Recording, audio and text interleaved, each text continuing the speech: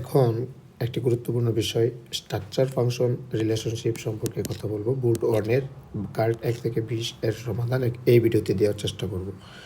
তো এটা সাধারণত বুট ওয়ানে 11 নং কোয়েশ্চনে থাকে, 11 নম্বর প্রশ্নে এটা থাকে, সাধারণত 5 থেকে 7 নাম্বার এই প্রশ্নে দেওয়া থাকে। তো দেখা যাক কী আছে। 1 নম্বর বোর্ডে দেওয়া আছে explain structure function relationship of simple squamous epithelium in the lung alveoli. এটা প্রশ্ন উত্তরটা আসলে কীভাবে দিতে হবে?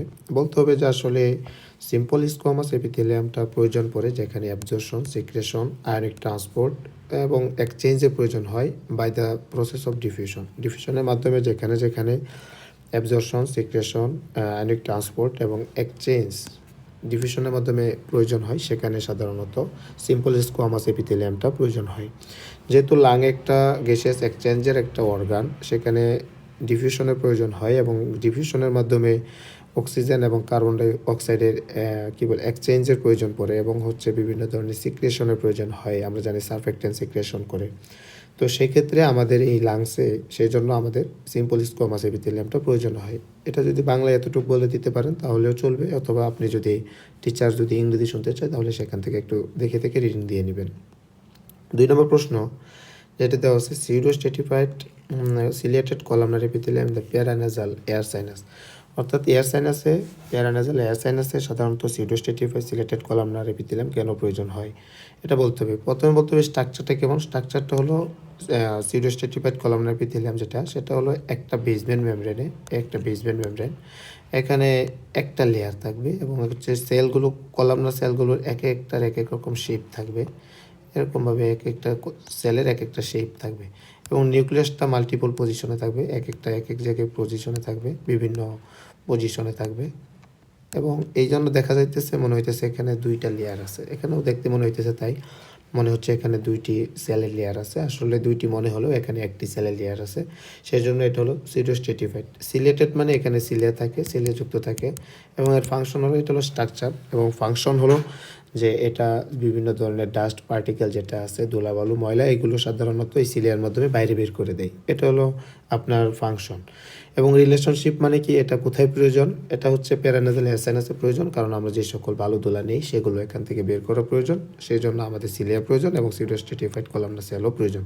তো এইভাবে আপনি যদি বাংলায় বুঝিয়ে বলতে পারেন তাহলে হলো, আর যদি না হয় তাহলে এখান থেকে একটু দেখে নেবেন, আশা করি বুঝবেন। ট্রানজিশনাল এপিথেলিয়াম ঠিক একই কথা। এই এপিথেলিয়ামটা ইউরিনারি ব্লাডের সামনে আমাদের প্রশ্ন আছে, ইউরিনারি ব্লাডের রিলেশনশিপ চাই, তাহলে এটা কীভাবে বলবেন? স্ট্রাকচারটা আপনার এখানে দেওয়া আছে। এটা হচ্ছে ট্রানজিশনাল এপিথেলিয়ামটা 4টা থেকে 5টা সেল লেয়ার থাকে এবং থিক থাকে এবং বেজাল সেলগুলো কিউবয়েডাল থাকে, ইন্টারমিডিয়েট সেলগুলো পলিগোনাল থাকে। তো এইগুলো আপনি কয়েকটা স্ট্রাকচার এখান থেকে বলে দিলেন। এবং সারফেস সেলগুলো আবার টাইট জাংশন দ্বারা আটকানো থাকে, এই স্ট্রাকচারগুলো বললেন। এবং ফাংশনগুলো যখন বলবেন তখন বলতে পারেন যে এগুলো প্রিভেন্ট করে reabsorption solute from the urine থেকে, যেন আমাদের যে রিঅ্যাবজর্পশন হওয়ার পরে যে ইউরিনটা ফর্মেশন হয়েছে এই লুমেনের মাধ্যমে হয়েছে, এটা যেন আবার ব্লাডে চলে না যায়, অর্থাৎ এটা রিঅ্যাবজর্পশন হয়ে যেন আবার পুনরায় ভিতরে না চলে যায়, সেই জন্য এটা prevent dilation of the urine এবং ইউরিনটা যেন পাতলা না হয়ে যায়, ভলিউম বেড়ে না যায়, সেটা প্রিভেন্ট করে। Allow free distension and contraction unit bladder বা যেটা আছে সেটা যেন বেশি বড় না হয়ে যায়, ডিস্টেনশন না হয়ে যায়, অথবা চুপসে না যায়, সেক্ষেত্রে এগুলো প্রিভেন্ট করে। তো এটা হলো আপনার ফাংশন। এবং রিলেশনশিপ যদি বলতে পারেন, এগুলো আমাদের প্রয়োজন হয়, রেনাল পেলভিসের প্রয়োজন হয়, ইউরিনারি ব্লাডারের প্রয়োজন হয় এবং পার্ট অফ দ্য ইউরেথ্রাতে এই ধরনের ফাংশন প্রয়োজন হয়। অর্থাৎ এই জন্য সেই সকল জায়গায় আমাদের সাধারণত এই ট্রানজিশনাল এপিথেলিয়ামটা থাকে। তো আপনি এভাবে বাংলা বলতে পারেন, অথবা এখান থেকে দেখে দেখে একটু দেখে নিলেন। আর যেটা 4 নম্বর কার্ডে দেওয়া আছে 11 নম্বর প্রশ্নে, সেটা হলো structure function relationship of goblet cell in upper respiratory tract. Upper respiratory ট্র্যাক্টে আসলে গবলেট সেলটা কেন প্রয়োজন হয় সেটা আমাদের এখানে বলা আছে। তো এখানে আপনি একটু ভালো করে রিডিং দিয়ে নেবেন তাহলে হইতেছে।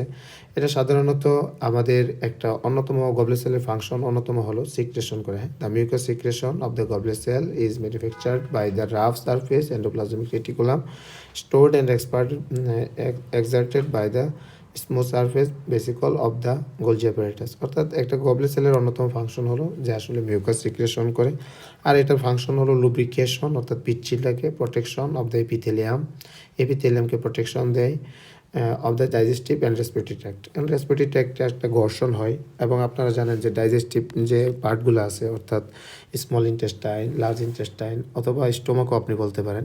তো সেই সকল জায়গায় একটা খাবারের ঘর্ষণের কারণে সবসময় আসলে এটা ক্ষত হওয়ার একটা সম্ভাবনা থাকে, আলসার হওয়ার সম্ভাবনা থাকে। তো সেই ক্ষেত্রে আমাদের এই মিউকাসগুলো সাধারণত এখানে লুব্রিক্যান্ট হিসাবে বা পিচ্ছিল কারক বস্তু হিসেবে কাজ করে এবং এটা প্রোটেকশন দেয়। এই জন্য আবার এই মিউকাসগুলো আসে আপনার গবলেট সেল থেকে। তো সেহেতু আপনি এখান থেকে একটু গুছিয়ে বাংলায় যদি বলতে পারেন স্যারকে, তাহলে খুশি হয়ে যাবে। যেহেতু এটা শেষের দিকের একটা প্রশ্ন, 11 নম্বর প্রশ্নে থাকে, তো সেই ক্ষেত্রে আপনি বাংলা যদি বুঝিয়ে বলতে পারেন তাহলে টিচার সন্তুষ্ট হয়ে যাবে আশা করি। এখন হচ্ছে এপিডার্মিস। এপিডার্মিসে সাধারণত ক্যারাটিনাইজড স্ট্রেটিফাইড এপিথেলিয়াম কেন থাকে, এটার একটা স্কিনে কেন থাকে এটা বলতে হবে। আসলে বলতে হবে যে স্ট্রেটিফাইড জিনিসটা কি। স্ট্রেটিফাইড মানে অনেকগুলো লেয়ার। এখান থেকে একটু বলেন যে অনেকগুলো লেয়ার। স্ট্রেটিফাইড মানে অনেকগুলো লেয়ার। আর ক্যারাটিনাইজড মানে এখানে ক্যারাটিন থাকবে, হ্যাঁ, যেখানে শুষ্ক জিনিস, যেখানে শুকনা থাকতে হয়, যেখানে কোনো সিক্রেশনের প্রয়োজন হয় না। তো সেই ক্ষেত্রে আমাদের ক্যারাটিনাইজড লাগে। যেহেতু আমাদের স্কিনটা একটা বাইরের একটা আবরণ, সেখানে অনেকগুলো লেয়ার থাকতে হবে, কারণ আমাদের পরিবেশের সাথে প্রতিনিয়ত ঘর্ষণ হচ্ছে এবং এটা শুষ্ক থাকতে হবে যেন এটা কোনো জিনিসের সাথে আটকে না যায় বা ধুলাবালু বা ময়লা আবর্জনার সাথে আটকে না যায়। মানে অর্থাৎ স্কিনটা আমাদের শুষ্ক থাকতে হবে, সেজন্য আমাদের এখানে ক্যারাটিন জিনিসটা থাকতে হবে। তো আপনি এইভাবে বলতে পারেন, বাংলায় বলতে পারেন, অথবা এখান থেকে একটু রিং দিয়ে নিন। কার্ড 6 আমরা আছে, 6টা 3 এর মতোই এবং হচ্ছে কার্ড যেটা 7 আছে এটা 5 এর মতো। এটা আপনারা অনেক রিপিট পাবেন, হয়তো এরকমভাবে টোটাল 60টি প্রশ্নের মধ্যে হয়তো 10 থেকে 15টি রিপিট পাবেন। তো সেক্ষেত্রে প্রশ্ন কমই আছে। তো এখন আমরা দেখি কার্ড নাম্বার 8 মাইক্রোবিলাই। এটা বলছে স্ট্রাকচার ফাংশন রিলেশনশিপ। এটা হচ্ছে ডিফারেন্ট লোকেশন, বিভিন্ন জায়গায় মাইক্রোবিলাই দেখা যায়। কেন দেখা যায়, এটার স্ট্রাকচারটা কীরকম এবং ফাংশনটা ওই জায়গায় কী এবং রিলেশনশিপ তো জায়গাটাকে ইন্ডিকেট করতেছে। তো আপনি বলতে পারেন যে স্ট্রাকচারটা এখানে অল্প একদম ছোট করে দেওয়া আছে। এটা হচ্ছে closely packed bundle of actin microfilament থাকে এবং লিঙ্ক করা থাকে হচ্ছে ফেসিন, এসপিন এবং হচ্ছে ফিমরিন দ্বারা। এতটুকু বললে মেনে যাবে। এবং সাইট এবং ফাংশন, সাইট কোথায় থাকে, এটা স্মল ইন্টেস্টাইন এপিথেলিয়ামে থাকে মাইক্রোবিলাইগুলো, এবং গল ব্লাডার এপিথেলিয়ামে থাকে, প্রক্সিমাল রেনাল টিউবুলে থাকে। আর ফাংশন সাধারণত আপনারা জানেন যে এইগুলো হচ্ছে সারফেস এরিয়া যেটা আছে, increase the area of cell সারফেসটা সাধারণত 40 গুণ পর্যন্ত বৃদ্ধি করে। তো এতটুকু কথা বলে স্যার অনেক খুশি হয়ে যাবে। স্যার এই প্রশ্ন থেকে শুধুমাত্র এতটুকু জানতে চাইবে যে আপনার এটা ইন্টেস্টাইনে সেল সারফেসটা অনেক গুণ বৃদ্ধি করে, অর্থাৎ 40 গুণের মতো বৃদ্ধি করে। এবং এটা কেন করে, এটা ফাংশনে বলা আছে, ফেসিলেট করে হচ্ছে অ্যাবজর্পশনকে বাড়িয়ে দেয়। সেল সারফেস যত বেশি হয় অ্যাবজর্পশন তত বেশি হবে, এটা তো কমন সেন্স। আর মাইক্রোবিলাই স্মল ইন্টেস্টাইন বিভিন্ন ধরনের এনজাইম কন্টেন করে এবং হচ্ছে এই ডাইজেশন এবং অ্যাবজর্পশনের সাথে জড়িত। আমরা জানি ডাইজেশন এবং অ্যাবজর্পশনের জন্য অনেকগুলো এনজাইমের প্রয়োজন হয় এবং এই এনজাইমগুলোকে মাইক্রোবিলাই কন্টেইন করে, অর্থাৎ ধরে রাখে। তো আপনারা পারবেন এগুলো উত্তর দিতে। আসলে এক্সপ্লেনেটরি ফিগার অনেকে অনেক কঠিন মনে করে, আসলে খুবই সহজ যদি একটু গোছালো পড়তে পারেন এবং বাংলাটা যদি গুছিয়ে রাখতে পারেন নিজের মনের মধ্যে। প্রশ্ন পরীক্ষায় যেভাবেই করুক স্যারে, আপনি অবশ্যই উত্তর দিতে পারবেন। আমরা 9 নম্বর কার্ডে আছি, সেটা হলো মেলানোসাইট সম্পর্কে বলা আছে, স্ট্রাকচার ফাংশন রিলেশনশিপ। এটা আসলে স্ট্রাকচারটা বললেন যে স্টার শেপ থাকে, এটা লং থাকে, ব্রাঞ্চিং থাকে এবং যে ব্রাঞ্চগুলো থাকে তাকে বলে ডেনড্রাইটস, এবং ডেনড্রাইটগুলো এক্সটেন্ড করে আউটওয়ার্ড বাইরের দিকে এবং হচ্ছে ইন্টারেক্ট কার সাথে করবে, numerous keratinocytes and the main cell of the এপিডার্মিসের যে ক্যারাটিনগুলো আছে, ক্যারাটিনোসাইটগুলো যেগুলো আছে সেগুলোর সাথে ইন্টারেক্ট করে হচ্ছে আপনার এই মেলানোসাইটগুলো। এগুলো বললেন স্ট্রাকচার, এবং ফাংশনটা বলে দিলেন। ফাংশনটা হলো মেলানিন প্রোডাকশন করে, ফটো প্রোটেকশন করে, অর্থাৎ আপনার মেলানিন আপনার ত্বক স্কিনের কালারের জন্য দায়ী, যেটা আপনার হয়তো ইন্টারমিডিয়েটে ভালো পড়ছেন। তো মেলানিন ক্ষরণ করবে এবং হচ্ছে আর সূর্যের আলো থেকে আপনাকে প্রোটেকশন দিবে। স্কিনে পিগমেন্টেশনে হেল্প করে, হ্যাঁ, বর্ণের জন্য দায়ী, সাদা কালো এইসব বর্ণানোর জন্য দায়ী।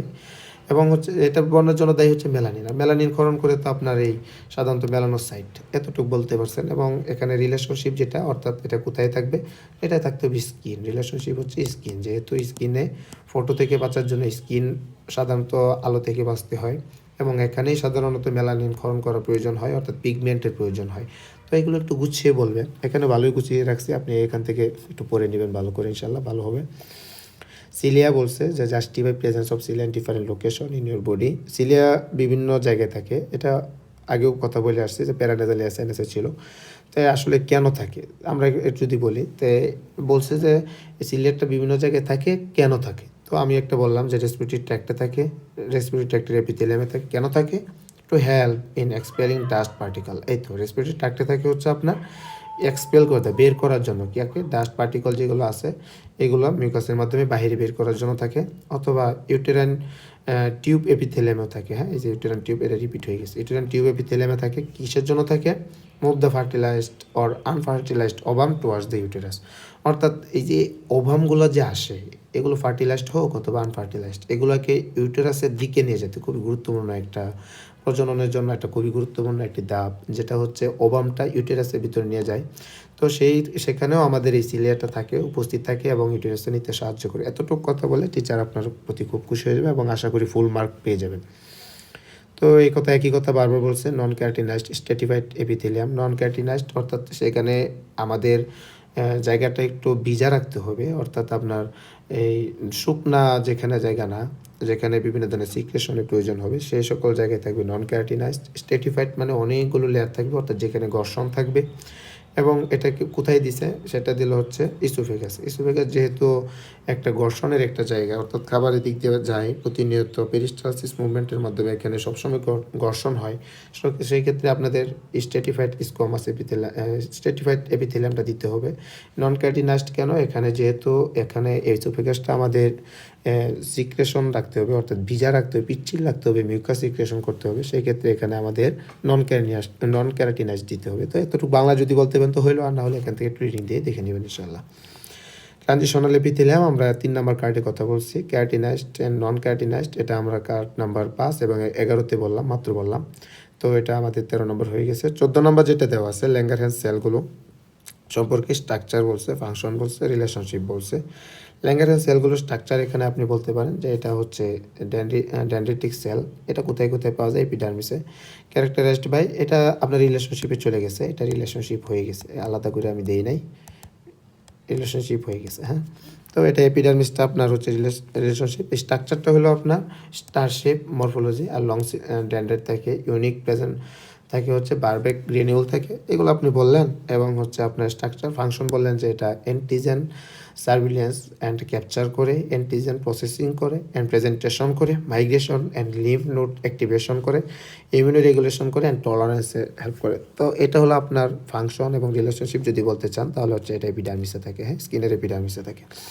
সিলিয়া সম্পর্কে আসছে, সিলিয়াতে আপনার হচ্ছে given 2 types of sell structure modification, structure function relationship. তো আমরা দেখি সিলিয়ার এটা 2টা জিনিস চাইছে, একটা হলো সিলিয়া একটা হলো আপনার সিলিয়া, একটা হলো স্টেরোসিলিয়া। সিলিয়ার স্ট্রাকচার কি? এটা হচ্ছে একটা পেয়ার কন্টেন করে, হচ্ছে আপনার একটা pair of central microtubule surrounded by 9 pair of microtubule. এতটুকু বলে স্ট্রাকচার শেষ সিলিয়া। এবং একটা ফাংশনটা যেটা এটা এতক্ষণ ধরে বলে আসছি, সেটা হলো moving the fluid and particle along the epithelium surface. এটা বিভিন্ন ধরনের ফ্লুইড এবং পার্টিকেল যেগুলো আছে, ডাস্ট পার্টিকেল হইতে পারে বা অন্যান্য পার্টিকেল, যেমন আমরা এখানে পড়ছি ডাস্ট পড়ছি, আর একটা ওবাম পড়ছিলাম বা ওবা। তো সেইগুলো তারা এগুলো পরিবহনে সহায়তা করে। এবং আরেকটা যেটা এটা হলো ফাংশন। আর রিলেশনশিপ অর্থাৎ এটা কোথায় কোথায় প্রয়োজন পড়ে? রেসপিরেটরি ট্র্যাক্টে প্রয়োজন পড়ে, ইউটেরাইন টিউবে প্রয়োজন পড়ে, এগুলো আমরা মাত্র দেখলাম। স্টেরোসিলিয়ার স্ট্রাকচার কি? এটা সাধারণত লং থাকে, ব্রাঞ্চ থাকে এবং ইমোর্টাল মাইক্রোবিলাই। হ্যাঁ, ইমোর্টাল মাইক্রোবিলাই থাকে এবং এটা সাধারণত নন মোর্টাল হয় আর কি, এটা বলা হলো। স্ট্রাকচার তো বলিয়ে দিলাম। ফাংশন কি? সাধারণত এটা অ্যাবজর্পটিভ সারফেস এরিয়া যেটা আছে এটাকে বাড়ায়, অর্থাৎ অ্যাবজর্পশনের জন্য যে সারফেস এরিয়াটা আছে এটাকে বাড়ায়। এবং হচ্ছে সেন্সরি রিসেপ্টর, এগুলো সাধারণত এটা নিজেই একটা সেন্সরি রিসেপ্টর হিসাবে কাজ করে, অর্থাৎ একে খাবার যাওয়ার সময় ঘর্ষণের কারণে সে নিজেই সেল সারফেসটা একটু ব্রড করে দেয় যেন অ্যাবজর্পশনে হেল্প হয়।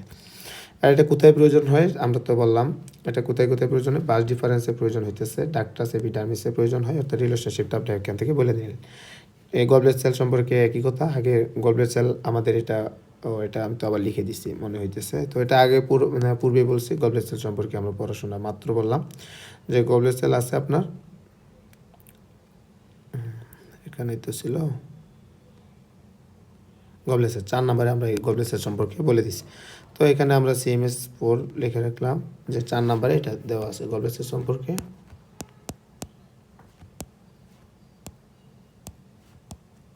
4 4 নম্বর কার্ডে বলা আছে। 17 নম্বর কার্ডে যেটা দেওয়া আছে সেটা হলো জাংশনাল কমপ্লেক্স সম্পর্কে একটু পড়াশোনা করতে বলছে। তো জাংশনাল কমপ্লেক্সটা একটা ফিগার দেওয়া থাকবে আপনার সামনে। তো ওই প্রশ্নের সময় এই ফিগারটাই আমি একটা মেডিকেল কলেজ থেকে নিয়েছি। তো এই ফিগারটাই দিয়ে থাকবে আপনাকে, এবং এই লেবেলিংগুলোও থাকবে না আপনার। এই লেবেলিংগুলো আপনাকে বলতে হবে। তাহলে আপনার 5 মার্ক বা 7 মার্ক, এখানে 7 মার্ক ছিল। তো এই লেবেলিংগুলো একটু দেখে নেবেন। এর উপরে যেগুলো থাকে এগুলো মাইক্রোওয়েভের সবার উপরে যেগুলো থাকে, আর নিচে যেটা থাকে টাইট জাংশন, একটা শক্ত জাংশনের মাধ্যমে আটকানো থাকে। আর নিচে যেটা জাংশনটা দেখতে পাইতেছেন এই যে একটা বলয় আছে, তো সেটা হলো অ্যাডহেরেন্স জাংশন। এবং এই যে স্টারের মতো মনে হইতেছে আগুন জ্বলতেছে হলুদ হলুদ, তো সেটা হলো ডেসমোজোম। এবং এই সুতার মতো যে জিনিসগুলো এটা ইন্টারমিডিয়েট ফিলামেন্ট। এই সুতার মতো এই যে সুতার মতো যে জিনিসগুলো আছে। আর এই ফাঁকা জায়গাগুলো, এই যে একটার মধ্যে একটা ফাঁকা জায়গাগুলো, এই ফাঁকা জায়গাগুলো হচ্ছে সাধারণত গ্যাপ জাংশন।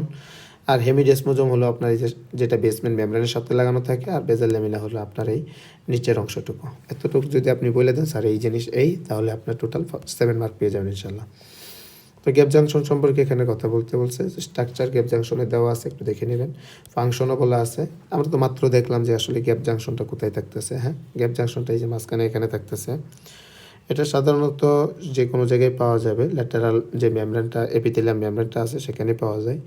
এবং হচ্ছে এটা এনপিসিতে দেওয়া আছে call the from the hexameric complex থেকে call the connections each of which has a central hydrophilic pore about এই পোর থাকে। এবং হচ্ছে এই পোরের ডায়ামিটারটা হচ্ছে 1.5 ন্যানোমিটার। ফাংশনটা আপনি বললেন এবং কোথায় পাওয়া যায় এগুলো দেখলেন, যে কার্ডিয়াক স্মুথ মাসলে থাকে, লিভার অ্যান্ড কিডনিতে থাকে, স্কিনে থাকে, ইউরিনারি ব্লাডারে থাকে, এবার হচ্ছে অ্যাড্রেনাল গ্ল্যান্ডে থাকে, প্যানক্রিয়াসে থাকে। তো আপনি এতটুকু বলে দিলে ফুল মার্ক পেয়ে যাবেন। 18 নম্বর।